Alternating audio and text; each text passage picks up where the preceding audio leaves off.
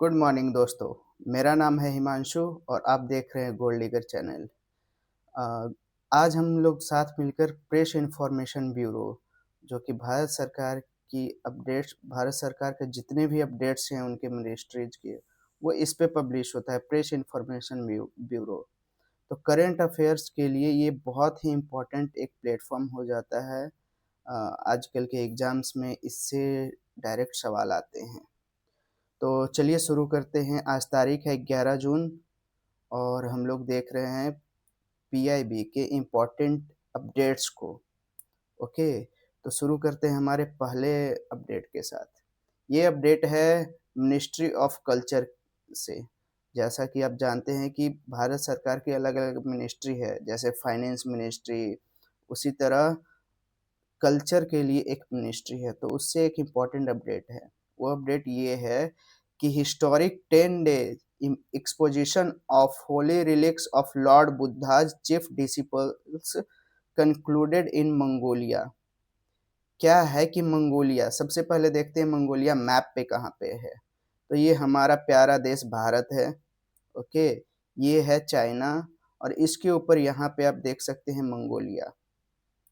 Okay, तो ये है मंगोलिया। ओके, तो मंगोलिया में एक मोनेस्ट्री है, मोनेस्ट्री बोले तो मठ। ओके, जिसका नाम है गांडेन तेगचेलिंग। ओके, ये मोनेस्ट्री का नाम है। तो यहाँ पे क्या हुआ है कि 10 दिन का एक्सपोजिशन, एक्सपोजिशन बोले तो प्रदर्शनी लगा हुआ था। जो बुद्ध भगवान के जो चीफ डिसिपल्स मतलब शिष्य जो थे, जो मुख्य शिष्य थे, जिनका नाम, ये दो नाम याद रखिएगा, अरहंत सारिपुत्र और अरहंत मौदगल्यन। ओके, ये दो नाम याद रखिएगा। इन दोनों का जो अवशेष है रेलिक्स मीन्स अवशेष जो है, उनका एक्सपोजिशन मतलब प्रदर्शनी लगा हुआ था 10 दिनों के लिए मंगोलिया के इस मोनेस्ट्री में। ओके, जो कि कंक्लूड हो गया, मतलब कि खत्म हो गया 9 जून को। ओके, तो ये अपडेट है। अब बात करते हैं कि आज तक टिल डेट, मतलब आज तक सिर्फ दो ऐसा देश है, थाईलैंड। ओके, थाईलैंड और मंगोलिया।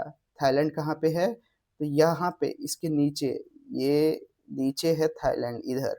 ओके, तो अब तक सिर्फ दो देशों में, थाईलैंड और मंगोलिया में ही ये दोनों ये अवशेष गए हैं अब तक। ठीक है, अब बात करते हैं इंडिया मंगोलिया के रिलेशन की। तो India and Mongolia Mongolia share deep civilisational and spiritual ties rooted in Buddhism. क्या है कि इंडिया से बुद्धिज्म शुरू हुआ और ये साउथ एशियन कंट्रीज जैसे कि थाईलैंड, म्यांमार, वियतनाम, मलेशिया जैसे देशों में फैला। उसी तरह ये चाइना, जापान, मंगोलिया जैसे देशों में भी बुद्धिज्म फैला। तो हम लोग सिविलाइजेशनली और स्पिरिचुअली एक दूसरे से रिलेशन में हैं। ओके, तो यही है अपडेट। ये मिनिस्ट्री ऑफ कल्चर से एक अपडेट था और दूसरा भी अपडेट है मिनिस्ट्री ऑफ कल्चर से ही। ठीक है, तो क्या है कि 3 अवार्ड, ठीक है, 3 अवार्ड, संगीत नाटक एकेडमी फेलोशिप, जिसे बोलते हैं एकेडमी रत्न। दूसरा है संगीत नाटक एकेडमी अवार्ड्स, ओके, जिसे बोलते हैं एकेडमी पुरस्कार। और तीसरा है उस्ताद बिस्मिल्लाह खान युवा पुरस्कार। ये तीनों अवार्ड 2024-25 के लिए जो है वो घोषित किया गया है। ठीक है, तो ये तीनों अवार्ड नाम याद रखिएगा। ये तीनों अवार्ड दिया जाता है आर्ट्स के क्षेत्र में। आर्ट्स बोले तो जैसे म्यूजिक, डांस और ड्रामा के फील्ड में ये तीनों अवार्ड दिया जाता है। ये अवार्ड शुरू हुआ था 1952 से। ओके, ध्यान दीजिएगा, 3 अवार्ड, जिनका नाम है संगीत नाटक एकेडमी फेलोशिप, दूसरे का नाम है संगीत नाटक एकेडमी अवार्ड्स, तीसरे का नाम है उस्ताद बिस्मिल्लाह खान युवा पुरस्कार। ये अवार्ड जो दिया जाएगा 2024 और 25 का अवार्ड, उसका अनाउंसमेंट हुआ है। अभी अभी दिया नहीं गया, अभी अनाउंसमेंट हुआ है। और ये अवार्ड्स किस फील्ड में दिया जाता है? तो ये है वो फील्ड्स। ओके, और कब शुरू हुआ था? 1952 में। ओके, ध्यान रखिएगा, एग्जाम के लिए इंपॉर्टेंट है। चलिए, अगला न्यूज है नीति आयोग से। ओके, तो जैसा कि आप जानते हैं कि इंडिया एक डेवलपिंग कंट्री है और इसके डेवलपमेंट के लिए कि हम लोग प्लानिंग करते हैं कि कैसे आगे कुछ साल कैसा हमारा डेवलपमेंट का गोल होने वाला है, मतलब किस फील्ड में कैसा हम लोग क्या करें जिससे हमारे देश का डेवलपमेंट हो।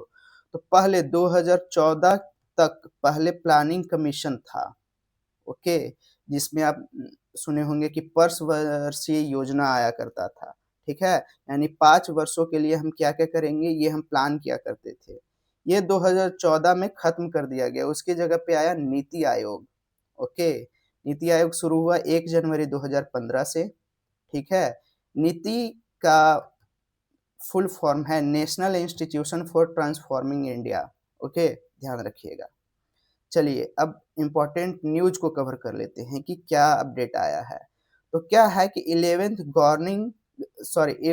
गवर्निंग काउंसिल मीटिंग होने वाला है, ठीक है, नीति आयोग का, जो कि 11 जून 2026 को आज होने वाला है, ठीक है। इसका थीम क्या रहने वाला है? थीम रहने वाला है इंक्लूसिव डेवलपमेंट फॉर विकसित भारत @ 2047। यानी हम लोग का गोल है कि भारत को विकसित बनाया जाए 2024 तक। तो उसके लिए इंक्लूसिव ह्यूमन डेवलपमेंट, मतलब ह्यूमन डेवलपमेंट के साथ साथ विकसित भारत बनाने के लिए हम लोग क्या क्या कदम उठाने वाले हैं, ये डिस्कस होगा इस 11th गवर्निंग काउंसिल मीटिंग में, ओके। इसके 4 पिलर्स होंगे, ठीक है। 4 पिलर्स कौन कौन से होंगे? पहला देखिए, foundational human capital and future ready skill, मतलब ह्यूमन कैपिटल बोले तो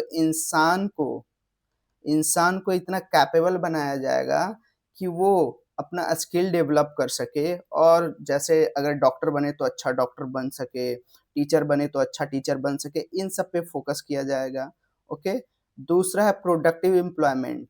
तो अगर एम्प्लॉयमेंट होगा तो वो प्रोडक्टिव एम्प्लॉयमेंट हो। एंटरप्रेन्योरशिप मतलब लीडरशिप पे ध्यान दिया जाएगा, और डिसेंट्रलाइज्ड ग्रोथ मतलब किसी एक जगह का ग्रोथ नहीं, पूरे होल इंडिया का ग्रोथ, किसी एक सेक्टर का ग्रोथ नहीं, सारे सेक्टर जैसे कि प्राइमरी टर्सरी, ये सब सेक्टर्स जो हैं सबका ग्रोथ हो, ये ध्यान में रखा जाएगा, ओके।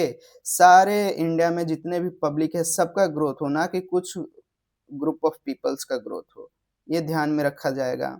और क्या ध्यान में रखा जाएगा कि पब्लिक का हेल्थ, न्यूट्रिशन और वेल बीइंग कैसे सुधारा जाए, ये ध्यान में रखा जाएगा।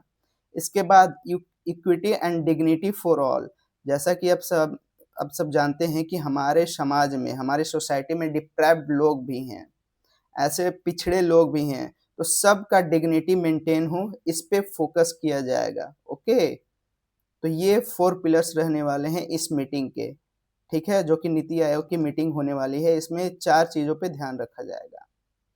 चलिए, तो 2025 में क्या आया था, नवंबर या दिसंबर के आसपास एक रिकमेंडेशन आया था, जो कि कुछ सेक्रेटरी जो थे, जो चीफ सेक्रेटरी जो थे, वो आपस में मीटिंग किए थे और एक 5th नेशनल कॉन्फ्रेंस में अपना कुछ रिकमेंडेशन यानी कुछ बातें बोले थे, ठीक है, कि इंक्लूसिव डेवलपमेंट कैसे किया जाए इंडिया का, ठीक है।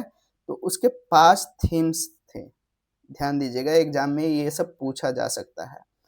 5 थीम्स कौन कौन से थे? तो अर्ली चाइल्डहुड एजुकेशन, जैसा कि आप जानते हैं आंगनवाड़ी हमारे देश में है, जिसमें अर्ली चाइल्डहुड यानी बचपन में, ठीक है, नर्सरी, एलकेजी, यूकेजी में एजुकेशन दिया जाता है, तो अर्ली चाइल्डहुड एजुकेशन पे फोकस किया जाएगा, जो कि फाउंडेशन के लिए बहुत ही इम्पोर्टेंट होता है, एक बच्चे के फाउंडेशन के लिए बहुत ही इम्पोर्टेंट होता है।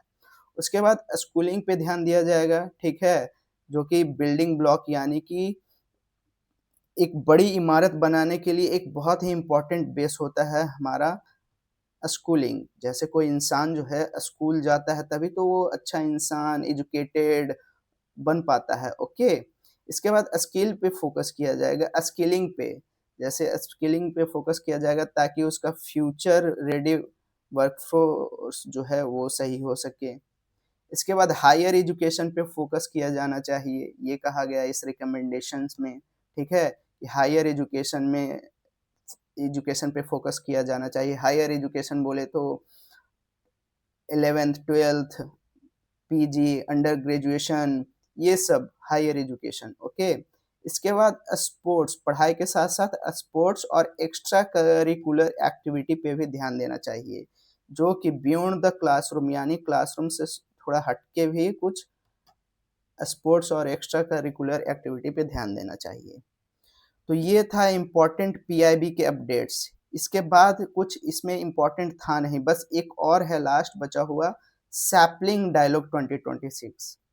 ये ministry of food processing industry का रिलीज है, ठीक है। तो सैपलिंग डायलॉग क्या है, ये हुआ अहमदाबाद में, जो कि गुजरात का एक सिटी है, ठीक है। तो सैपलिंग का फुल फॉर्म क्या है, south Asia policy for improved nutrition and growth. जैसा कि आप नाम से देख रहे हैं, न्यूट्रिशन एंड ग्रोथ पे इसका फोकस रहने वाला है, ठीक है। ओके, इसका थीम क्या था, तो इसका थीम था unlocking value, advancing food processing for employment generation and sustainable growth in south Asia. South Asia का कहाँ है, तो एशिया, अब ध्यान दीजिए, कंटिनेंट है Asia, Europe, Africa, north America, south America, वैसे ही एशिया, एशिया के साउथ में जो देश हैं वहां की बात की जा रही है, ठीक है, इंक्लूडिंग इंडिया। ओके, वहां की बात की जा रही है। तो वहां ध्यान दिया जाएगा कि एम्प्लॉयमेंट जनरेशन साथ में साथ सस्टेनेबल ग्रोथ हो, ठीक है। किसको लेकर, फूड प्रोसेसिंग को लेकर। ये है सैपलिंग का थीम, ठीक है, सैपलिंग डायलॉग का ये थीम है। ये डायलॉग 2 दिन का था, ठीक है। The 2 day sapling dialogue 2026 concluded with a strong call for a concrete action plan and deeper collaboration between the Ministry of Food Processing Industry and World Bank Group for the holistic development of food processing sector in South Asia।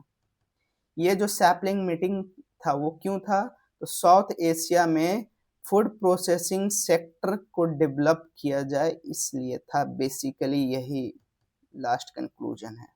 Okay, ये कहाँ हुआ ध्यान दीजिएगा, अहमदाबाद में।